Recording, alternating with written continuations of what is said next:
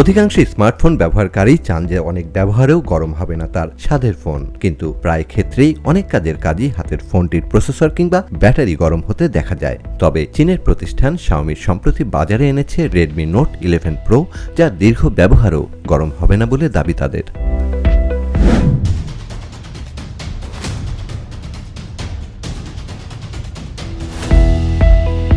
চলতি মাসের 15 তারিখ থেকে ভারতের বাজারে এসেছে Redmi Note 11 Pro Plus 5G। কয়েক মাস আগে ফোনটির ফিচার ট্রেলার মুক্তির পর অনেকের মধ্যেই একে ঘিরে আগ্রহ দেখা দেয়। Redmi Note 11 Pro Plus 5G ফোনটিতে যুক্ত করা হয়েছে শক্তিশালী স্ন্যাপড্রাগন ও 695nm আর্কিটেকচার প্রসেসর, যা ফোনটির কর্মক্ষমতাকে বাড়িয়ে দিয়েছে কয়েক গুণ।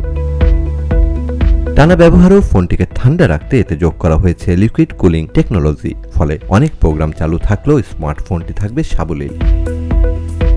এআই ক্যামেরা সহ একটি flagship 108MP pro grade camera রয়েছে ফোনটিতে, যা ফটোগ্রাফিক অভিজ্ঞতাকে অনেক গুণ বাড়িয়ে তুলবে বলে জানিয়েছে Xiaomi। এতে আরও যোগ করা হয়েছে পাতলা ultra high resolution HM2 image sensor এবং 9-in-1 পিক্সেল বিনিং প্রযুক্তি, ফলে ছবি তোলার সময় স্মার্টফোনটি থেকে সেরা শটগুলিকেই পাওয়া যাবে। Redmi Note 11 Pro Plus 5G ফোনটিতে রয়েছে জমকালো ডিসপ্লে, এছাড়া 120Hz refresh rate, 1200 nits peak brightness, DCI P3 colour gamut ও 360Hz টাচ স্যাম্পলিং রেট সহ বিশাল 6.67 FHD প্লাস সুপার অ্যামোলেড ডিসপ্লেতে কর্নিং গরিলা গ্লাস 5 দিয়ে সুরক্ষিত করা হয়েছে।